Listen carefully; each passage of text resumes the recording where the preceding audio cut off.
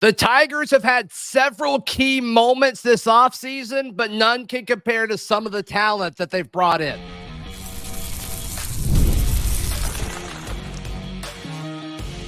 You are Locked On Auburn, your daily podcast on the Auburn Tigers. Part of the Locked On Podcast Network, your team every day. Yes, welcome on into Locked On Auburn, your daily Auburn Tigers podcast. I'm your host, Zac Blackerby, and thank you so much for making Locked On Auburn your first listen every single day. We are dapping it up this Friday with the Darrell Dapprich, Montgomery radio veteran, hanging out with us. Darrell, there's been several key moments. We made a list that we had to stop because there were so many different key moments this offseason already for the Auburn Tigers about what this coaching staff has done to improve their footing in the SEC and hopefully throughout all of college football.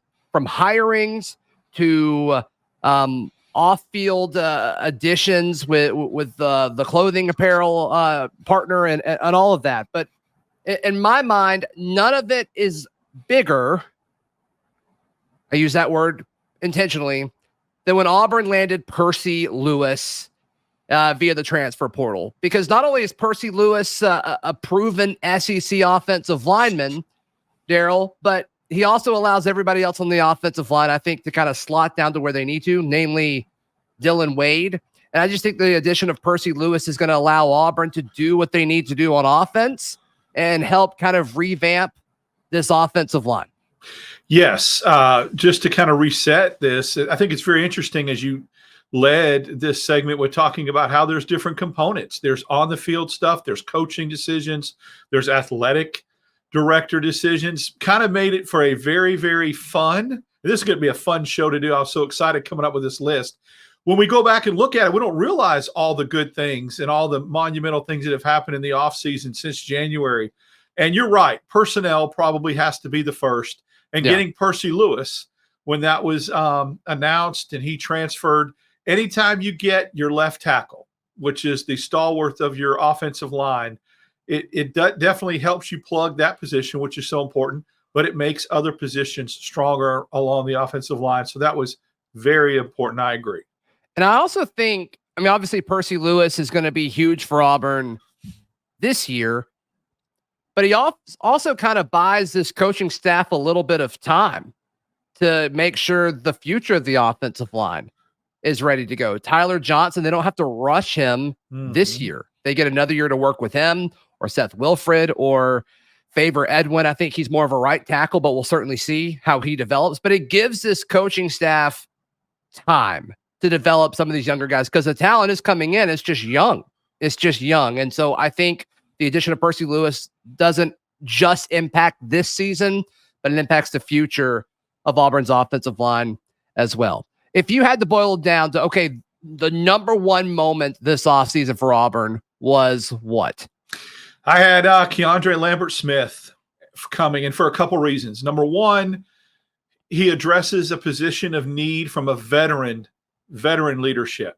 And let's make no mistake about Darrell, sorry to interrupt. KLS is the transfer wide receiver from Penn State, just in case folks. Yes, I was going to go. And why it's important is because what you just said, he's played in the Big Ten. Okay, so he's not coming, and nothing wrong with coming up from the group of five, but he has proven himself against some of the most elite competition in the country. At one point of the season, he had the most yards and the most touchdowns than anybody for a large portion of the season. He's a veteran, so he can allow some of those guys like you talked about with Lewis along the offensive line, letting some guys gel. You can let these freshman receivers work their way in. And let's be honest, visually, optically, Texas A&M thought they had him. It is now known from his own words in an interview that there were other schools out there that were willing to offer more NIL money, but he chose to come to Auburn instead because of what he could do and the impact he can make. I think that makes it even bigger, in my opinion. I'm with you. So let me ask you this, because I know you're high on Sam Jackson, another transfer wide receiver, and I know you're high on Robert Lewis, another transfer wide receiver. And I don't, that may be other parts of your list that we get to later in the show. And if this ruins that, I apologize. But what made you pick KLS over those other two guys that I know you're high on? Great question. Number one, the level of competition. Okay, I love Robert Lewis, but he played at Georgia State and KLS played at Penn State. Number two, the schools that were after him that he spurned and the amount of money from oil boosters that he spurned to come to Auburn speaks volumes to me. And I love the fact that you can pair him opposite of Cam Coleman, and now you've got instant double trouble on the outside. Lewis, more of a slot guy, Jackson, a slot guy. That's why I put him over those two. I get it. It's a great fit. Obviously, you wish he would have been able to go through spring. The timing of all that didn't allow for that, but I think he's expected to make a big impact. And as far as the NIL rumors that are tied to Auburn landing him, though it wasn't the biggest offer that he supposedly received, according to reports, it's still a big one.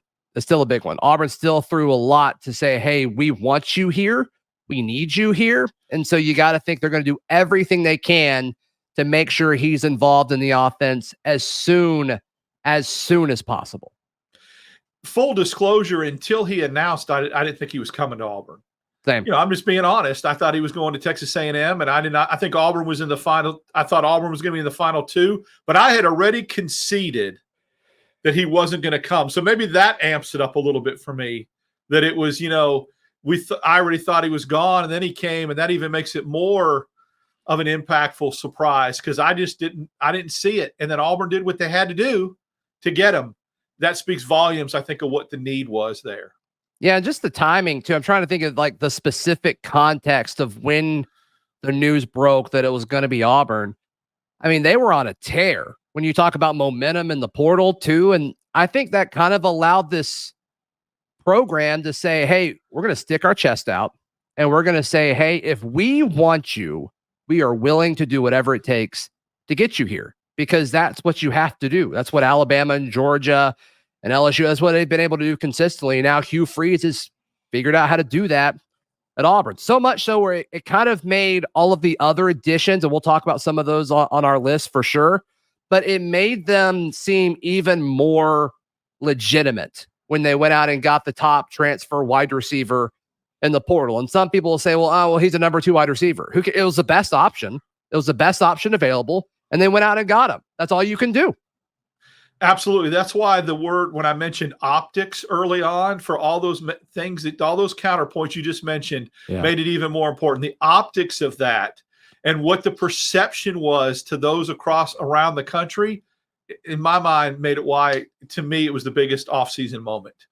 Yeah. My second biggest offseason moment for Auburn has to do with a wide receiver, but it's not actually adding him.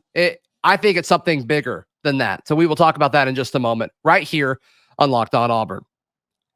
Today's show is brought to you by our friends at FanDuel. FanDuel is America's #1 sports book, and I tell you what, they're the #1 sports book for a reason. They have everything you could possibly want, from NBA and NHL playoffs to MLB heating up to college football futures.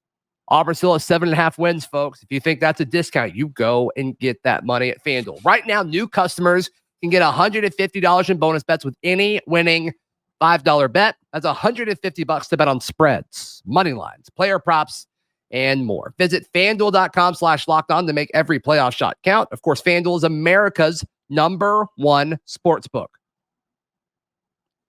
Darrell, my second largest moment of Auburn football's offseason. It's not when Cam Coleman made it official and signed his NLI and became a key part of Auburn's signing class. It's when he caught the touchdown pass in A-Day and sent a message to the world that says, hey, you're not overhyping me. I am that good. I am special. And for the folks that are saying, we're putting too much pressure on the kid, he says, hey, I can handle it. It kind of makes me think back. It's not the exact same, but I do think it's similar. When you think back to Auburn's go-ahead touchdown in the fourth quarter against Cal, when Rivaldo Fairweather lived up to the hype and he scored a touchdown on that fade route. And we're like, oh, he lived up to the hype. This is a guy that we hyped up all offseason saying he has the ability to do that, and then he did it. And then we talk about how special Cam Coleman is, and we tried to explain it the best that we could, see him in practice, Darrell. But, for the folks who didn't see it, like, it's hard to explain because it just looks so different than other things that we've seen before. You can always say he's really good so many times. Then he goes out there and does that. It's like, wow. So I think that moment specifically when he caught that touchdown at 8A, that was a huge moment for me. And I'll rank it at number 2 for Auburn football this offseason. Yeah, I mean, a couple of really special grabs in that, even the one that I believe it wasn't a touchdown where he laid out. There was, look, 2 things. Number one, TV doesn't do him justice. Being in the press box and covering that, the way he runs routes, the way he contorts his body positioning, everything he does is elite. And you cannot help but keep your eyes on him and understand that. He passes the eyeball test. Yeah. The second aspect is he wasn't doing it against a cupcake soft secondary. I think we would agree that Auburn's secondary is a pretty deep room with some pretty good guys, pretty good players. And he was doing that against senior leading, upperclassmen that are good. And that's what really made me go, wow. So, yeah, that moment was – he arrived. He announced his presence. Even though it was an A-Day game, it was a trailer. Like when you go see the movie, that was a trailer about what's to come. Yeah, I like that. And then we go to media availability afterwards, and Auburn's like, all right, go ahead and get your questions to Cam Coleman quickly. We got to get him to prom. It's like, man. That was so classic. Yeah. That was so classic about getting him to prom. He's going to get drafted in the first round of the NFL, and we're going to get to retell that story, and it's going to be a lot of fun. Yes, exactly. That was a really surreal moment being in the press room and them going, all right, we got to let him out. I was picturing like a limo there with a corsage and mom taking pictures, right? Let's go. So it was a pretty neat moment, really was. Yeah, while ESPN's tweeting about you. It's just insane. Yeah. All right, what's your number 2 moment this offseason for Auburn football? It's what didn't happen. We heard some rumors when the portal opened that Keontae Scott and Kayin Lee were going to jump, and it was a lot to do with coaching and secondary coaching and defensive coordinators. And the fact that they didn't, Zach, and they stayed on this roster completely flips with that defensive secondary is capable of. It becomes one of the best defensive secondaries, in my opinion, in the SEC. So when Keontae Scott and Kayin Lee either put their name in the portal or took it out, we don't know. I don't want to know specifics. I've heard both.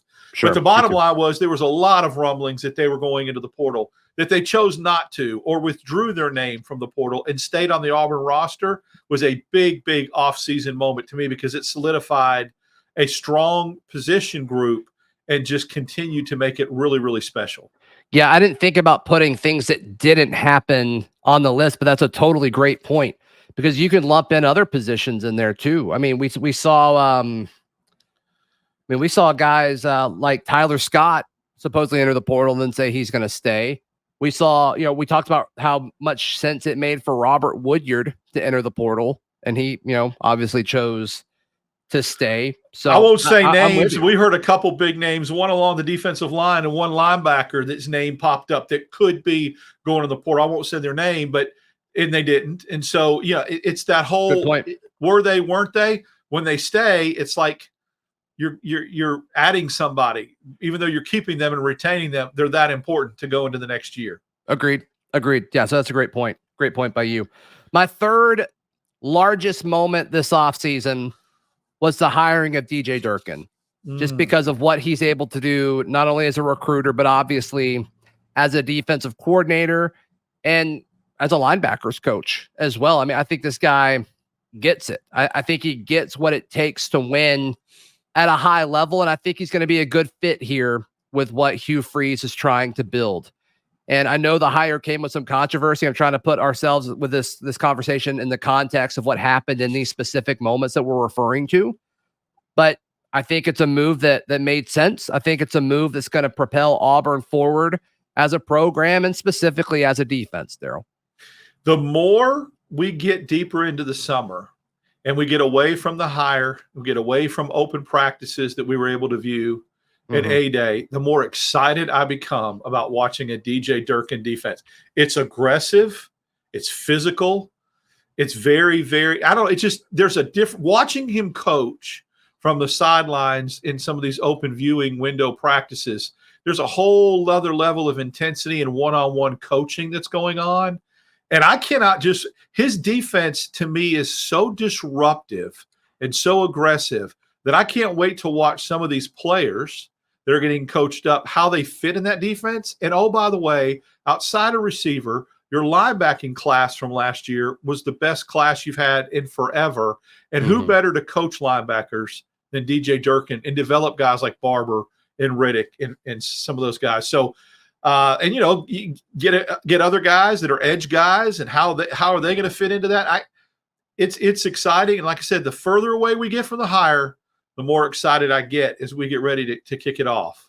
Yeah, and it's tough I want to be clear because I liked Ron Roberts last year, and I liked his defense, and I think for what Auburn needed a year ago, I think it made a ton of sense. But I think culturally, they need to move on from him. I don't think it made a ton of sense. And so now he's obviously at Florida. But I think the addition will bring intensity, like you said, and just seeing him at practice is a totally different thing. I think with this, to succeed in the SEC long term, like you need a guy who's gonna be able to kind of rally the troops and fire up the defense. And I don't know if Ron Roberts was that guy, but I think he was kind of a good placeholder until Freeze was able to get the dude that he ultimately wanted.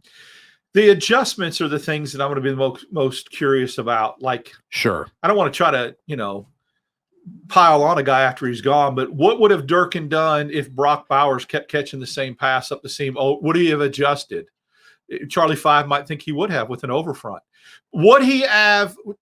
How would he have defended 4th and 31? Right, we can all go back and play armchair quarterback on that, but it still keeps me up at night. That play still. I mean, so what would he have done differently? I just feel like that play doesn't happen.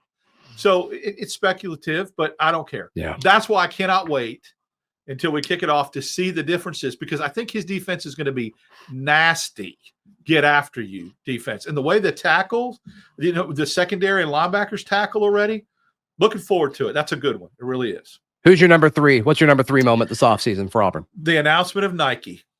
And I know that it's more than just football, but I think for football, it's going to be a big deal with what they do in the stadium and the promotion and the marketing.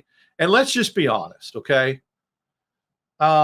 Knowing what I know with some of the things from apparel and outfitters and equipment, they just have superior equipment that the players are going to wear in the way of jerseys and shoes and all. So all that, it's like we're getting into the realm of a lot of people think that doesn't mean anything and it's too much window dressing. Who cares what they wear? And I get that, but kids care. Kids matter. Perception. Recruits care. Yep. Recruits care. And if you can get more recruits, and if you can get players feeling more comfortable in their gear, and you can have a Bo Jackson on a Jumbotron saying, just do it, while Auburn's running out of the tunnel, and the hair on my arms already is going. I mean, I'm just telling you, it matters. It matters in we talk about optics and perception, and it's not just window dressing. It's stuff that players want to wear. It's stuff that coaches want to wear on the sidelines, and all that combined, to me, from a marketing standpoint and an image standpoint, was a huge announcement. I mean, just look at the way it was received. Yeah. The former players and tweeting stuff out. Boy, I wish, guys that played in the defensive backfield. Boy, I wish I could have worn Nike cleats. I wore Nike cleats and when they spat them, and that's what some of these guys admitted doing. They had to wear Nike cleats and spat them so they wouldn't get fined. Tells you what you need to know. I think it was great. And I think it was a monumental announcement. Yeah, I think it's a good point. And obviously, like you said, it impacts more than just football for sure, but it does impact football nonetheless. My number 4, largest moment for Auburn football this offseason will surprise absolutely none of you that listen to this show consistently. That's coming up right here on Locked On Auburn. Today's show is brought to you by our friends at Game Time. Game Time is the best place to buy tickets. Darrell's doing his Game Time dance on screen right now because he knows how easy of an app it is to use. 3 clicks? 3 clicks and everything's paid for and it's done. It's super easy. They don't ask you a million questions. They don't add a million fees at the end of the transaction. It's the best place to go for any sort of ticket for sports, concerts, theater, whatever it is. Easy, one-stop shop. Again, if you're going to be a patron and go somewhere where you're sitting in a seat and watching either an athletic performance, a concert performance, or a theatrical performance, to go to one place to get any of that, is really cool and really easy. So that's why I use the heck out of them for any of those three. I haven't used it for the theater yet. I will, but I've used it for concerts and sporting events. Yeah, they also have the lowest price guarantee. If you can, prove them wrong, they will credit you 110% of the difference. So download the Game Time app, create an account, use code LOCKEDONCollege for $20 off your first purchase. Terms apply. Again, create an account and redeem code LOCKEDONCollege for $20 off. Download Game Time today. Last minute tickets, lowest prices guaranteed. Darrell, my number 4 largest moment this offseason, I'm going to build the suspense, was adding Kieran Crawford. Adding Kieran Crawford, which if you listen to the show, you know I am extremely high on him. Extremely high on him. I almost put him at number 1 just because I think he has an incredibly high ceiling. But Auburn needed help with pass rusher, especially when, the thought of something happening to your main pass rusher, Jalen McLeod, like that would be devastating to this defense if something happened to him. It still would be, but having Kieran Crawford's upside makes it a little bit more palatable, but you really need them both. If Auburn's going to compete and overachieve in 2024, they need both of those guys being able to pursue the quarterback at a consistent level on a consistent basis. But the addition of Kieran Crawford, once again, talked about this with Percy Lewis, makes an impact this year, will also make an impact next year because it gives you extra time with Jamonte Waller and with Joe Phillips, and then even looking farther out, with JJ, with Falk coming in as well. So, I mean, there's just so many different elements to adding Kieran Crawford that it's just huge. It was an absolutely huge thing. Perfect example of why I hope your listeners and your viewers are catching on to this is that we've both provided lists so far that are different from each other's. Yeah. But we agree. I every person you have on that list, every moment you have on that list, I totally agree with. I could have used and you could have used. So Crawford was one that right off the top of my head, I was like, this is a big one. And I think it's because of position of need, but also the production that he had at Arkansas State. You cannot and just upside and ceiling. He hasn't had this level of coaching ever. I'm so into bookends and having other components complementing each other on the field. The KLS for Coleman, the running backs, the Alstons for Hunter, Lewis doing left side of the offensive line, letting Wade slide over. That how they complement each other. And then this is another one, the bookends, McLeod and Crawford. I think there's danger in pairs. I think there's strength in pairs, and I think that's exactly what Crawford did. He checked a box and filled a hole and made it even more dangerous from an edge rushing standpoint. I'm trying to imagine a book falling over on your bookshelf, and I just can't because all the bookends. You're such a big bookend. I have 2 bookends right here. Yeah, I'm not going to show them, but they're really nice. I believe it. Yeah, I believe bookends are important. Sure, 100%. What is your 4th largest moment this offseason for Auburn football? If you said no one's going to be surprised with yours, then no one's going to be surprised with my Robert Lewis. Got it. He came first. He came before KLS. He was the first for anybody. Right. He was the first receiver to jump on board and get into this receiver room to help it. I've watched him play in a couple of games against LSU, against Troy. I like him.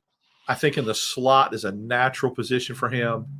And I think people are going to be really excited when Coleman, Lewis, and KLS are out there at the same time, and a Cam Brown or a Perry Thompson. There are options now. There are options and depth and dangerous weapons on the field. And Lewis set the tone by jumping in first. And everything I've heard about him, just an ultimate team player, great guy to have. I think he's going to be a touchdown maker, and I'm really looking forward to it. Yeah, I mean, apparently there's a group of Auburn fans. We learned this via a message board post earlier this week. Apparently there's a group of Auburn fans that don't think Auburn's receiver room is better on paper than it was a year ago. I don't know how you're making that argument, but yeah, I'm with you. With the addition of KLS and Robert Lewis and Perry and Cam, and it's a good situation. It's a good situation. My number 5, I cheated a little bit because it wasn't one specific moment. I guess it's similar to you saying like what didn't happen with being able to keep guys in, but just the entire defensive line reconstruction. And it kind of came in twos, right? Because Bleedy and Rakes came in close to each other. And then in the December window, Gage Keys and Trill Carter, they came in together. Noah's Ark needs to be the new defensive line nickname. they all came in twos. It was like Noah's Ark, my friend. That's right. That's right. So I think I think just the overall reconstruction of the win now, we need to be good in 2024 across the defensive line. I think it's huge. I mean, I think it added wins to Auburn's schedule, or at least a win to Auburn's overall record this upcoming season. I think it was huge.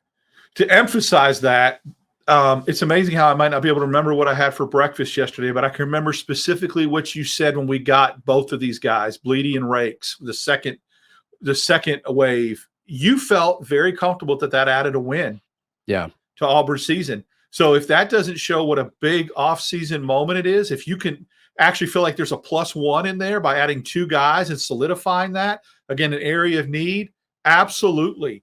It's big. And there's depth already when you already got Keys and you got Jason Jones and you have other guys that are there. It was because of it came in a wave. And like you said, there was other guys that came on board too, but that Auburn seemed to grab a lot of momentum and a lot of headlines and immediately address needs and add wins to the projected win total. It's amazing to me. I don't know how much Vegas or FanDuel or any of those pay attention to these kind of moves, but what would it be if a KLS and a Bleedy and a Rakes and a Crawford, who all came within like a week and a half of each other, if those 4 dudes wouldn't have transferred, to me, it goes from 7.5 to 6.5 to me. But I don't make those lines, and I'm not a Vegas dude. But I'm telling you, if they pay attention to that kind of stuff, it mattered in win totals. Yeah, the defensive line situation leaving spring, we were all concerned about it. And now it's like, okay, I think they're fine. Remember what some people said at practice that have been following recruiting and following stuff for a very long time. In the spring practice, before these guys came, there was concerns about the level of defensive line play, that just depth, not some of the guys that were there. But now I think those concerns are gone. Yep. And it just allows you to use these talented freshmen the amount that they should be used, not, rushing them into a situation they may not be quite ready for, which is huge in its own right. All right. What's your fifth one? Round out your top 5 for me. Derek Nix. I like the continuity. I like that Hugh Freeze wanted him for 2 years. I like that Ole Miss did not want him to go for 2 years. And I know this is petty, but it absolutely stuffed Lane Kiffin in a locker with his little tweets when Nix was in the room watching film. And then 2 weeks later, we were all tweeting out update with a question mark. So anytime someone doesn't want to let go of a coach, it shows you the value of the coach. Hugh Freeze won him. He got his man. Good rapport as an offensive coordinator. Good rapport with the running backs. I like it, and I like the residual effect of hurting Lane Kiffin. I think that's good too. I'm petty, but that's, quit tweeting about Auburn, and no one will like these things when you get put in a locker. Yeah, no, I'm pro petty. I think that's great. All right, so my list was Percy Lewis, the addition of Percy Lewis, Cam Coleman's catch-a-day, hiring DJ Durkin, landing Kieran Crawford, and then just overhauling the defensive line. And yours was adding KLS, keeping the players from entering the transfer portal, which that's a long list. That list is probably longer than we actually realize. Adding Nike, Robert Lewis, and then what's the one you just said? Derek Nix. That's right. So the fact that, wow, all 5 of ours were different. I think that kind of shows what kind of offseason. And we cut the list. I mean, we could have had 13, 14. That's what's kind of special and fun about this offseason. Yeah, it's been a good one. Hope that puts things into perspective for folks. I mean, that's a lot of good stuff. It really no question about it. Darrell, how can people check out everything that you've got going on? You can follow me on X, DAP6410. I'm on a variety of Auburn Network radio shows Mondays and Tuesdays, and then with you, Wednesday and Fridays. And next week, a little bit different because our good friend Lindsey Crosby, while you enjoy some time off.